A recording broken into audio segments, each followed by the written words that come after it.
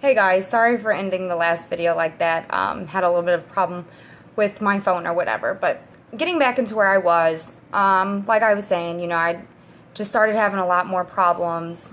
And so I guess I started to frustrate my grandpa. He had much higher expectations for me, and which some of you guys would probably think, they were outrageous, I guess you can say. He expected me to be grown or act grown at a much younger age than a child needs to. So when I started acting out the way that I did, it made him become, I guess you could say, abusive. He was mentally and physically abusive. He would put me down and, tell me things like, oh, that's right, your mother should have got rid of you. She shouldn't have had you. You're the worst grandchild a person could ask for. And, all of these horrible things. He just had a lot of problems himself going on. His age started to, take effect. And I guess that also worked in on the way that he started acting. Before I went down to the country with my grandmother to try to build a relationship with my mom, me and my grandpa were very close. We would go to Cardinals games together, which, if you don't live in St. Louis, the Cardinals is St. Louis, Missouri's baseball team. But we would go to those games together, and, he'd sit down and help me with my homework every night. And, we had a really strong relationship. And then once I started acting out, he then, would just tell me terrible things, which is how it started. And it went from being emotionally abusive to on the borderline of physically abusive, instead of, like a normal spanking or whooping or, whatever you call it.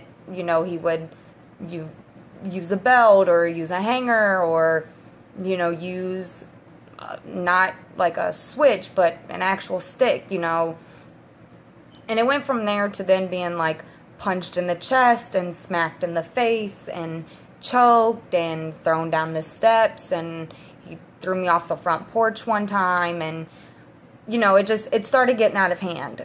I used to think, hey, maybe all the kids who act up, get this kind of discipline. I didn't really think, it was just me. So I remember the day that I got taken into state's custody for the second time. That night, my grandpa, asked me to, do my chores like I normally would, except for I had to do the dishes because my grandma had cooked a really big meal. So I did all the dishes. I went to bed, set my alarm for the next morning to get up to go to school. The next day was the last day of school before winter break, Christmas break. So I did all the dishes, set my alarm. I went ahead and went to sleep. I guess my grandma, she had low blood sugar that night, so she got up in the middle of the night to fix herself a bowl of cereal. And when she did, she put the spoon in the bowl in the sink, didn't wash it out or, anything. So my grandpa got up that next morning, because he used to always get up right before me for school. He got up that next morning and seen the bowl and the spoon in the sink. And I guess he figured that I didn't do all of the dishes, or I was being malicious and didn't do those dishes on purpose, or whatever he was thinking at that time. And I remember he came in the room, in my bedroom, and pulled the covers off me and grabbed me by my ankle and dragged me out the bed. And then he bent down and grabbed me with one, okay, my grandpa's a really big guy, but he put his hand around my throat and he dragged me all the way into the kitchen and was like, you're not effing going to school until you do all these God, what dishes. So he did that, and then I took a shower, I got dressed, I went to school, like nothing was different. This wasn't the first time that he had been this physical with me, so it was basically like another day for me. I went to school, and I guess between the time that he pulled me out of the bed and was abusive and the time I got to school, his handprint then done bruised on my neck. It was more than just a red mark. It was more than just a welt. It had already begun bruising. So I get to school, and my teacher's like, hey, what happened? What's going on? Is there something, you need to talk to somebody about? And I was like, no, I'm fine. It's nothing. And he was like, no, I'm not going to let you be in class. You need to go down to the principal's office and talk to the guidance counselor. Well, I went down there, because I was told to. I was only 12 years old. I, do what authority tells you to do. So I go down there, and the counselor's off, I go down there to the counselor's office, and the counselor is like, what's going on, and why is there a handprint around your throat? And I was like, hey, there was a bowl and a spoon left in the sink. It was my fault, so I got a whooping before school this morning, but it's fine. Can you just give me a note so I can go back to class and get on with my day?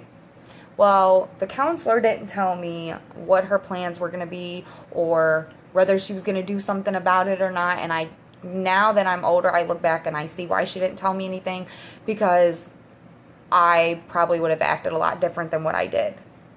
So I go back to class, I finish out the school day, the end of the school day comes, I get on the bus to go home, and right before the bus driver pulls off of the school's parking lot to take everyone home, a police car and another black car, it was like a Crown Vic or an old Impala or, whatever, they pull in front of the bus and, refuse to let us leave.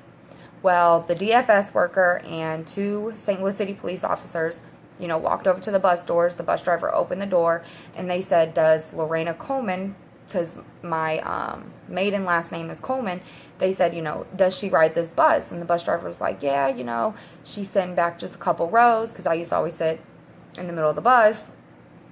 And so, they're like, hey, can you come with us real quick? We just need to talk to you real quick. You're not in trouble or anything. Just can you come inside the school for a second and talk to us? And I'm like, okay, yeah, are you going to give me a ride home, though? Because I don't live anywhere near here. My school was probably about 5 miles from my house, so it wasn't like I could walk or anything. And they were like, yeah, you'll be fine. Just come with us real quick. So I go with them, and, we go in the principal's office. And so they're talking to me, about what happened with my grandpa and stuff.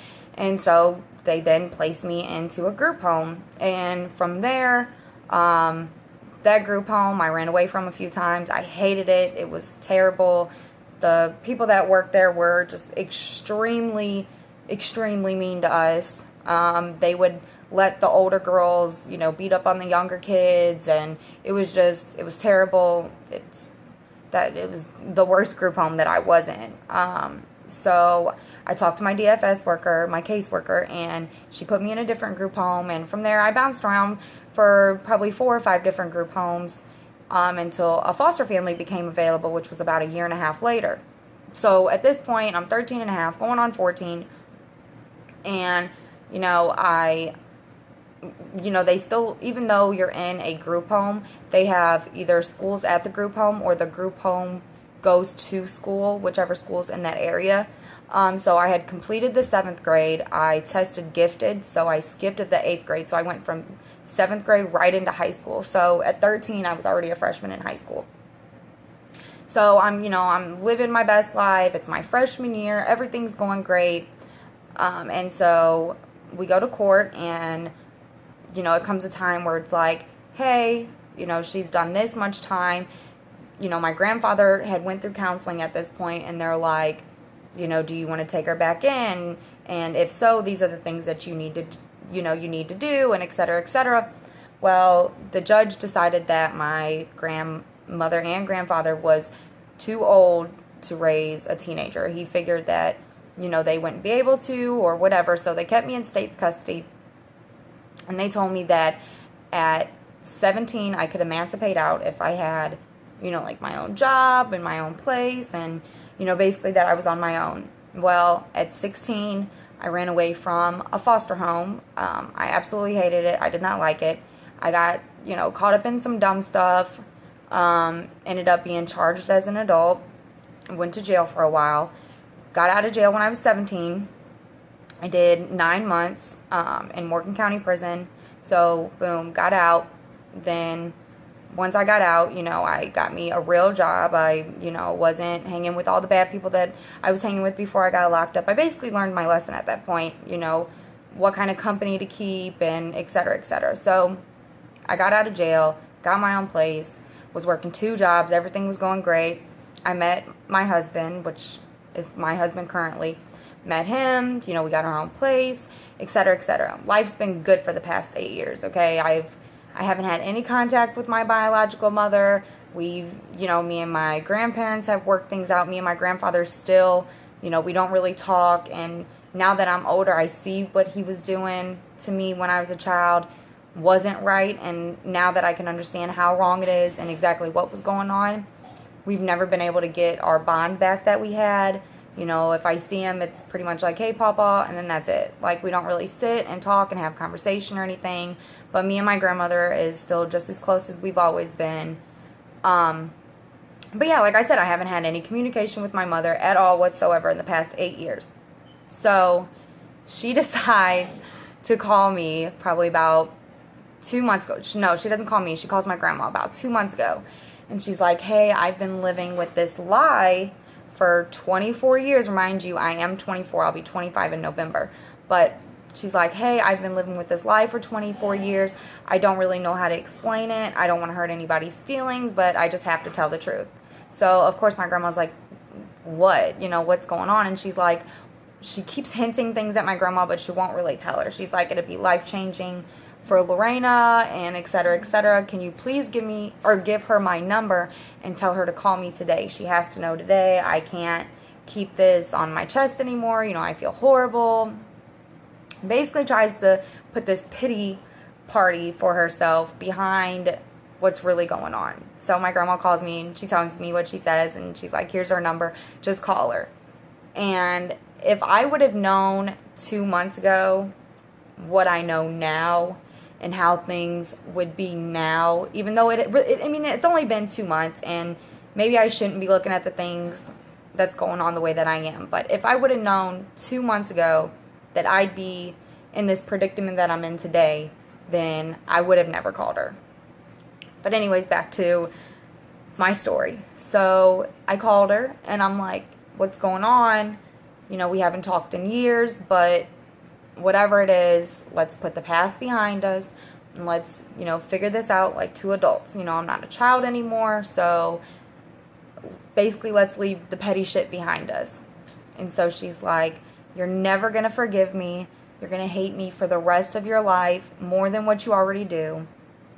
I don't know how to explain this to you, but when I do, please don't hurry up and hang up on me. Let's actually talk about it. So all these crazy things are racing through my mind, like, are you really not even my biological mother? Am I adopted from an entire different family? You know, what could it possibly be that's that terrible and supposed to be life-changing? And so she's like, the person that I've always told you is your father isn't your father. And so I'm thinking back, and I'm like, and his name's Jerry. The person that I've thought my entire life was my father, his name's Jerry. So I'm thinking like, what? Like, you know, you told me that that's why you couldn't get me back, you know, when I was a baby, because he was abusive and wouldn't let you get off drugs and forced you to do them. And so, like, I'm having 1,000,001 thoughts running through my mind as she says this. And I'm just basically rambling on the phone, probably not making any sense because of how hysterical and just pissed I was at the time. So she's like, yeah, I knew you were going to be mad, but the good news is Michael, I'm not going to say last names just because these people are subscribed to my channel, and my mom's name is Cynthia, by the way. I don't call her mom, so that's that. But she's like, yeah, it's Michael such and such. Well, I'm like, okay, yeah, you've told me about him. You know, you said he was your first love and you guys were supposed to get married, but he ran off and left you for another woman, and the woman he left you for is supposedly crazy, and, you know, et cetera, et cetera. And she's like, yeah, I just didn't know how to tell you because from the time I was pregnant with you until now, you know, I've never had any contact with him. Somebody told me that he committed suicide, so I didn't want to build your hopes up and then you never be able to meet him, and et cetera, et cetera. And so I'm like, okay, how are you just now figuring this out? Why are you deciding today at, 8:30 in the morning to, put me through this? And she's like, well, I just found him on Facebook. And so I'm like, okay, what's his Facebook name? And his Facebook name is his real name, Michael, blah, blah, blah. And she's like, I also have his phone number, but he responds faster to Facebook messages. And I'm like, okay, while I'm on the phone with her, I go ahead and go on Facebook and I add him and I send him a message. She's like, yeah, and I've already told him to expect a message or a phone call from you, and et cetera, et cetera. So I'm like, hey, this is Lorena. I'm Cynthia's daughter. And so she gives me his phone number because he doesn't write me back on Messenger. So I call him and, he's like, hey, what's going on? Give me about 20 minutes. I'll call you back. I have to step outside. I'm in the bathroom right now. And if Debbie, which is the woman he's with now that he left my mother for, he's still with her. He's like, if, Debbie hears me on the phone with you, she's going to start questioning it. And, it's going to just lead us into this big old fight, and et cetera, et cetera. And I'm like, okay, call me back 20 minutes. That's fine. I'm not doing anything anyways.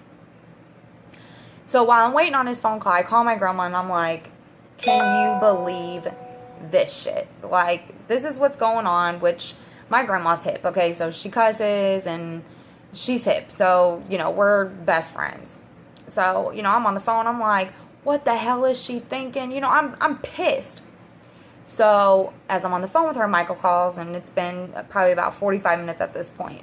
So I'm like, let me call you back. Let me click over, and talk to him and see what's going on and see what he remembers. And, could he be my father? Does he remember any more than Cynthia does? And just get his side of the story and whatever. So I click over, I talk to him.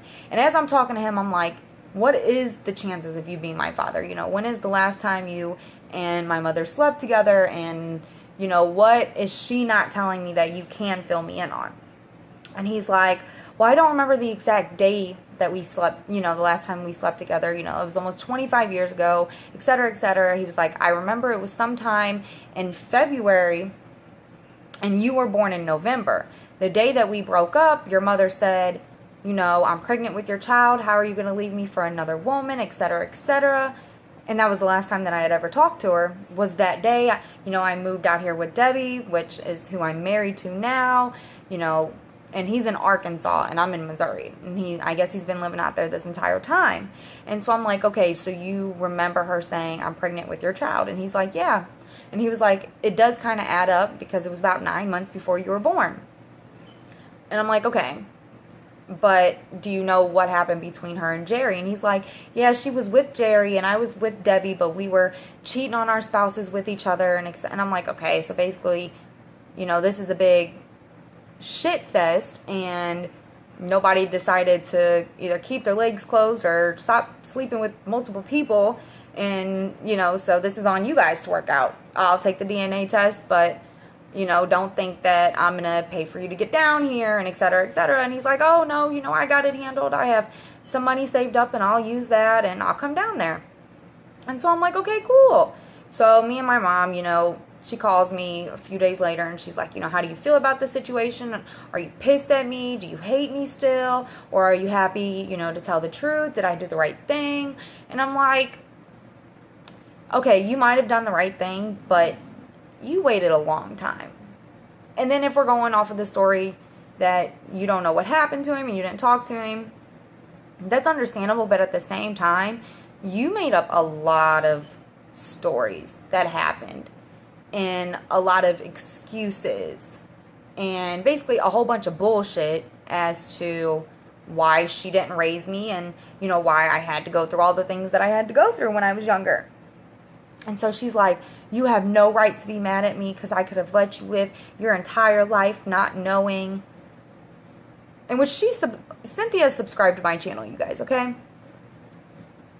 But what the hell makes you think that after 24 years of not having a father, that I would just up and need one day? Like, I mean, if I'm doing as well as what I'm doing now without one, what would having one really change?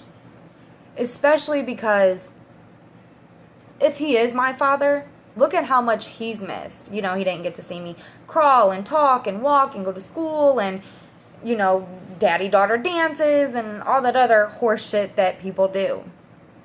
So, why would it make such a difference now? And that's what I kept asking her, like, why now? And say, for instance, he is my dad and you know he's my dad the way that you say you do. At this point, 2 months ago, she was swearing up and down, you know, right hand on the Holy Bible, that she knew for sure he was my father. And I'm like, if you knew for sure that strong all these years, you should have, you know, maybe hinted it at me, or you could have filed for child support and got a DNA test done, or, you know, there was a lot of things that you could have done to avoid waiting this long. So fast forward to about 2 weeks ago. I've had on and off contact with Michael, haven't had any further contact with my mom. Well, the day that I actually, rewind a little bit again, the day that she told me this, me and my grandma, when we were on the phone, she was laughing and she was like, well, why don't you call the Steve Wilkos show and they'll help you out with a DNA test? And I knew that she was just talking shit, and I figured in the back of my mind, I can fill out the application on their website, but they'll never call me back. You know, they have plenty of people that have been waiting, you know, for forever to go on the Steve Wilkos show. What is the chance that they'll call me back? Well, now we can go ahead and fast forward. So, it's about 2 weeks ago. I haven't talked to my mom at all because we had that big fight. I was talking to Michael on and off, but he kept always having excuses as to either why it had been hours since, you know, I texted him, he never responded, or why he never answered my phone calls. And, you know, he basically just told me a whole bunch of bullshit. And so I was like, you know, hey, are you still gonna, you know, come down to St. Louis? You know, are we going to get this thing resolved, et cetera, et cetera. Well, I didn't tell Michael or Cynthia or my grandma or anybody besides my husband that I had contacted the Wilkos show, because like I said, I never actually believed that they would contact me back. Well, 4 days ago, the Steve Wilkos show called me and they're like, you know, hey, is Lorena there? And I'm like, at first, because they called from a private number, I'm like, this is a bill collector. So I'm like, well, who is this calling? And so they're like, oh, this is blah, blah, blah from Steve Wilkos show. You know, do you still need our help? You know, are you still interested in coming out, et cetera, et cetera. And I'm like,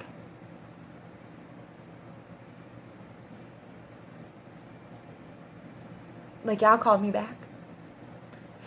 And what's really crazy about how and why they called me back is when you're filling out the application, they tell you to go into a brief but detailed, you know, paragraph or whatever about why you need their help.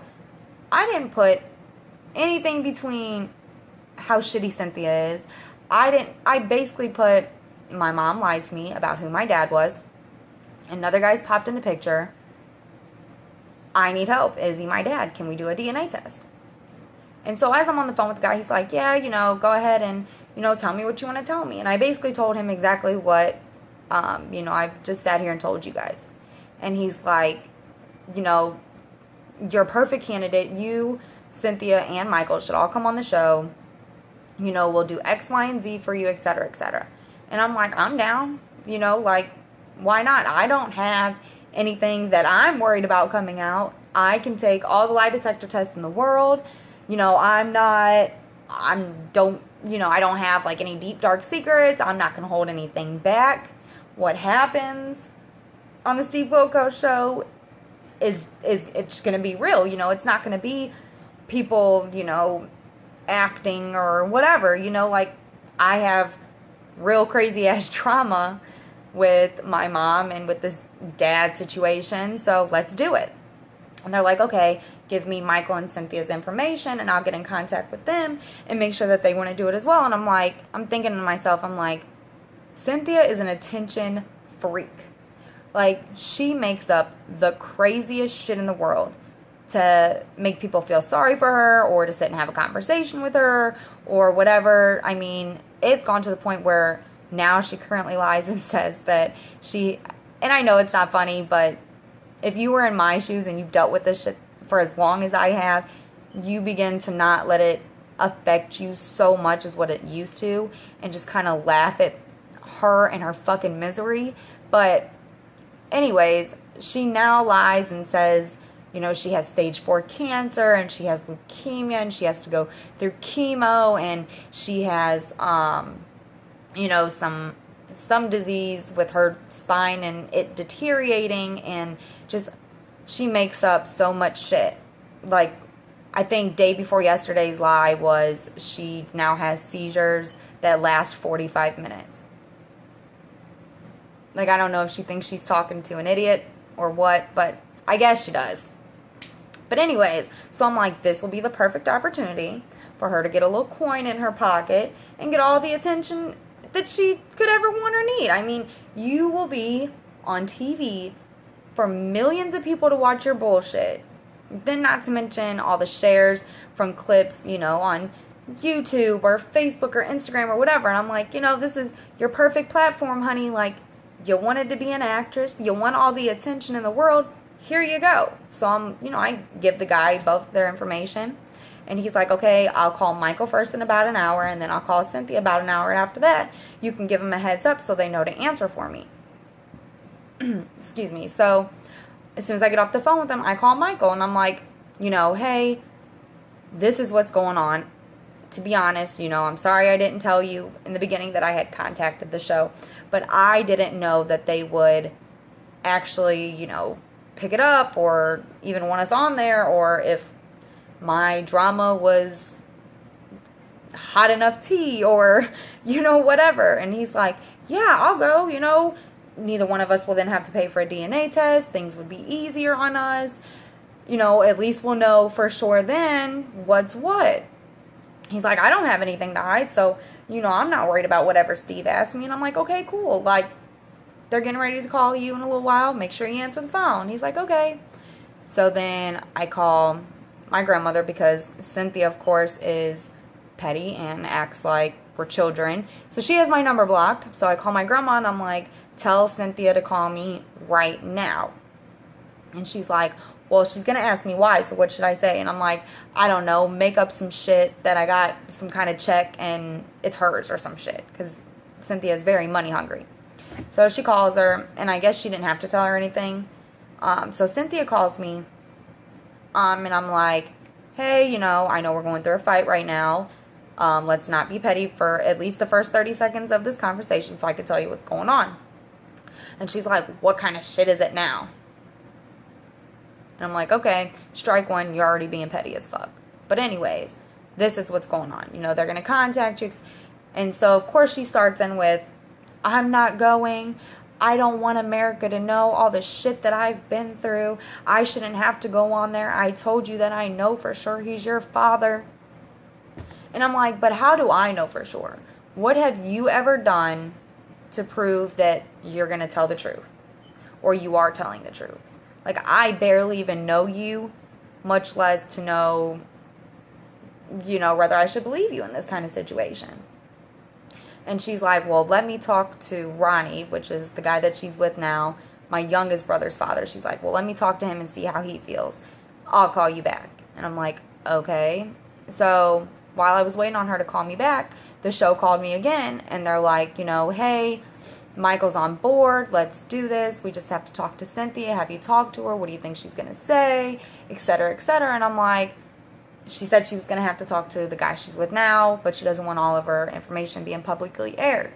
And I was like, if you guys could, persuade her somehow, or not let her know exactly how things are going to go, or, not necessarily lie, but sugarcoat it, I guess, to make it seem like, it won't be you're a piece of shit mom and you're this and you're that, just to at least get her there. And he's like, okay, but if she asks, I do have to tell her. And I'm like, okay, that's fine. I understand. I'm not asking you to do anything to jeopardize your job or anything.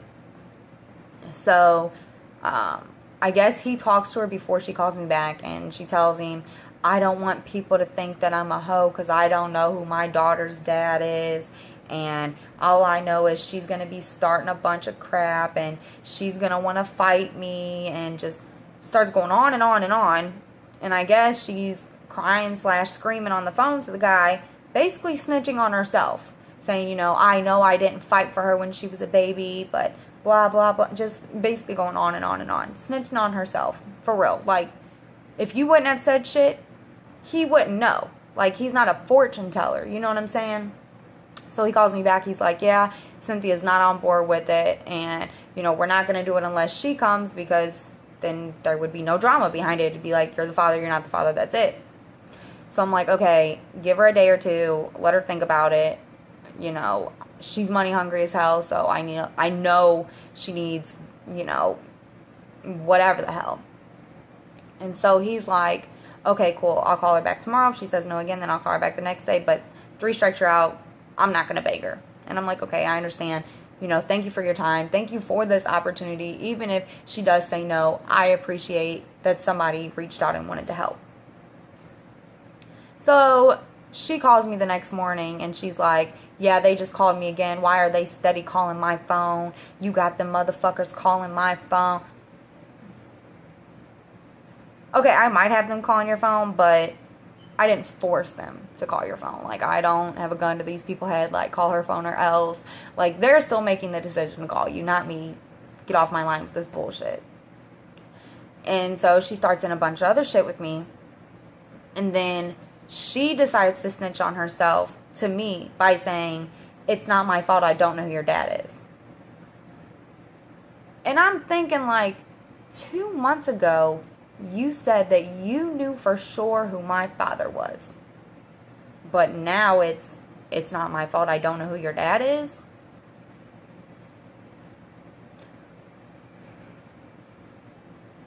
Just caught you in a lie. So I tell her, I'm like, what do you mean you don't know for sure? When a couple months ago, you said you knew, like, you knew for sure Michael was my dad. There was no ifs, ands, or buts, and you were so sorry, and you were living this lie your whole life, but now it's not your fault, you don't know for sure? So she's like, oh, I didn't mean it that way. Girl, hang it up. Hang it up. Stop. You're too old. You're damn near 50 years old. Why are you still going on with this bullshit? Like, you don't have to try to make me feel some kind of way. Okay? I'm living my life. You're living yours. Mine's better than yours. I understand why you're jealous, because you're almost 50 years old and you still can't pay your damn bills. My bills are paid and I'm living life. That's not my fault, though. I did not make your life shitty. I did not pick for you to have zero career choice. I didn't, force you to drop out of school when you were only 15. You can't blame me for all of your fucked up decisions. I'm not the one that laid down and had a baby by Jerry or Michael. I don't know exactly what it is with her, whether it is only a jealous thing or whether she's just so pissed that she had a baby at such a young age and that she's hung on to that for so long. But whatever, she's shit. But anyways, so the Steve Wilkos show calls her again on the 3rd day. She's like, I'm not going. So when they called me and told me, that's that. If she changes her mind, get back in contact with us, but we're not going to continue to reach out to her. And so when I got off the phone with them, I called her like, you ain't did shit. Like, Cynthia, I know you're watching. I know you watching, girl. You ain't did shit my entire life for me. Not happy birthday, Merry Christmas, here's some diapers, formula, wipes, a toy. You ain't did shit. Nada, nothing, zero, zip, zach. Not a goddamn thing have you done for me my entire life. All 24 years of it. I'm asking you to do one thing. One. It ain't gonna cost you money. You ain't really gotta do shit, but show the hell up to the damn airport to get on the plane to go. Then you use the excuse, I'm scared of planes. Okay. You scared of planes? I got you, girl. How you want to get there? You want me to pay for you a rental car? I got you. You want to take a train? I'll pay for that ticket. You want to take a goddamn Greyhound bus? Baby, I got you. I will pay for that for you because I know your pockets are dry. You don't have no money, okay? You live off the government. You and my siblings all get Social Security checks and you get food stamps. You live off the government. You ain't had a job a day in your life. So I know you're not, all the way financially together. I got you. I will make sure you get there. If they're not willing to, provide a different type of transportation besides an airplane, I got you. You get there before us, I'll pay for an extra hotel day. I'll feed you while you're there. What you want? I got you. Not a big deal. It's not even that, etc. So you can't do one simple thing for me. And not even because I want to go on there and expose her. Okay, because I can do that like I'm doing it right now without leaving the comfortability of my home, without having to be in front of an audience. I'm exposing you now. So what's the difference?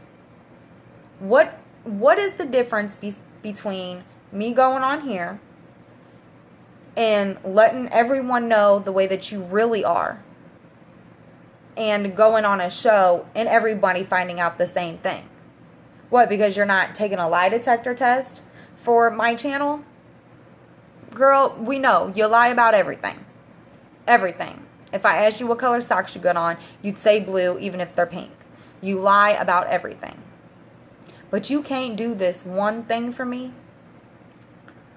So she hangs up on me because she started screaming in the phone, and I'm like, I can't hear you. You're acting childish. I'm trying to talk as calm and polite as possible, which I shouldn't have.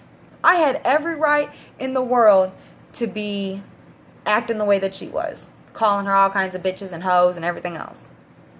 But instead, I'm like, hey, you're screaming into the phone. I can't make out anything that you're saying.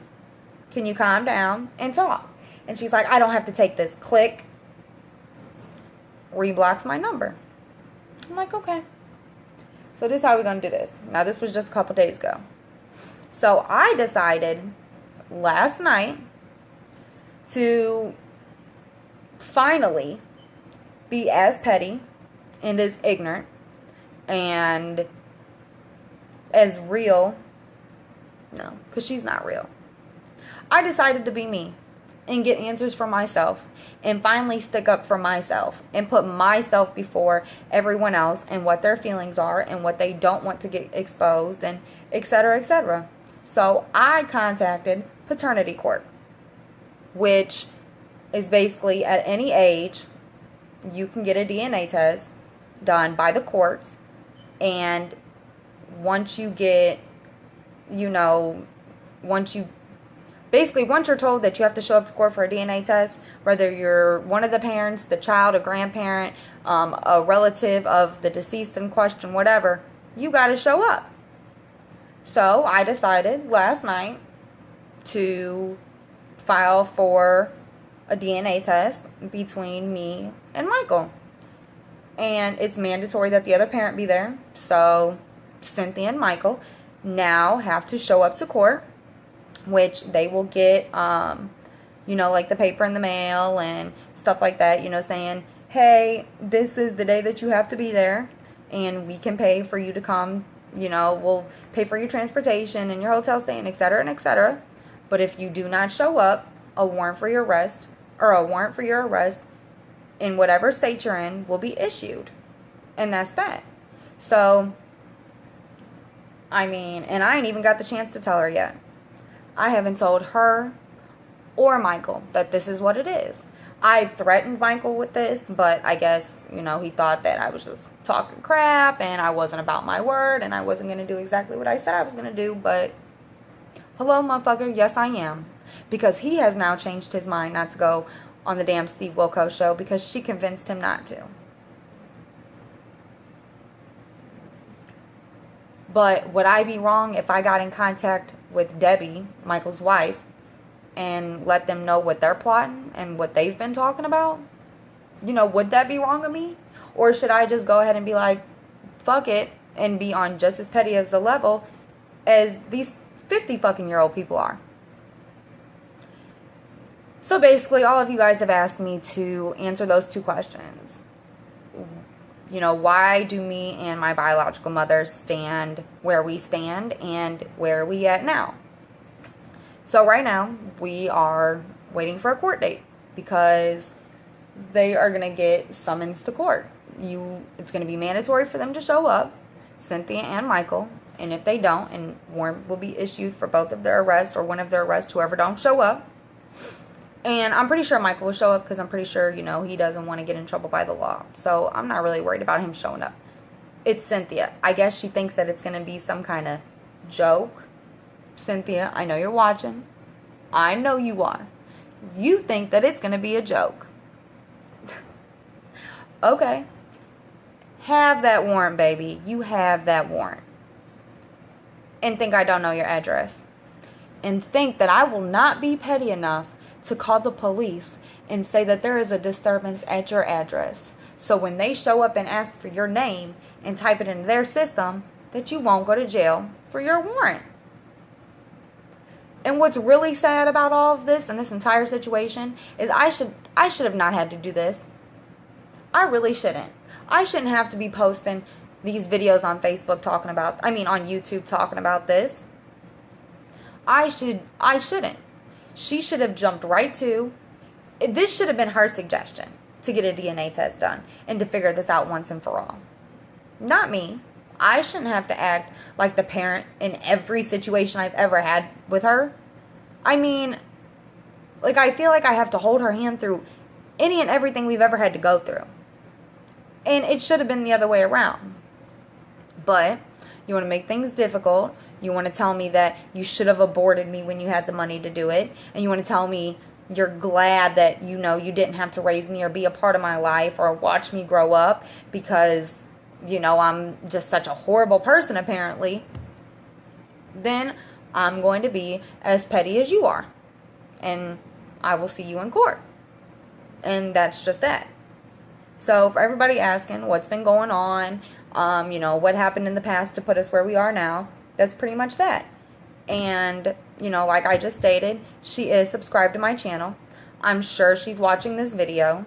So if anyone that sees this video, whether I know you in real life, whether you're on the other side of the world, if you feel some kind of way about this video and about the way that Cynthia has treated me my entire life, or about the way that I'm taking matters into my own hands now, feel free to drop a comment down below, okay? You will not offend me. You will not make me feel any kind of way. I will not be, frustrated or agitated or mad. If you want to leave a comment down below like, fuck her, she's shit, girl, high five, okay?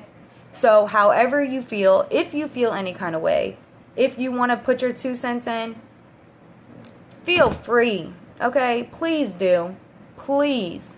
If anything, I'm begging you to, respond to this and to say, how you feel or what you would do if you were in my shoes or if I'm wrong to be doing what I'm doing. But, I want to know. I just, give me some insight and give me your advice on what you would have done or what you would be doing now. Because maybe I am crazy and maybe I'm just being ignorant. Maybe I'm the one at fault here. Maybe I should have just washed my hands with it and not cared, but don't get my hopes up of being able to have a father or at least having the closure to really know who's who to me and who's what and where I come from and what my ancestry is and things like that.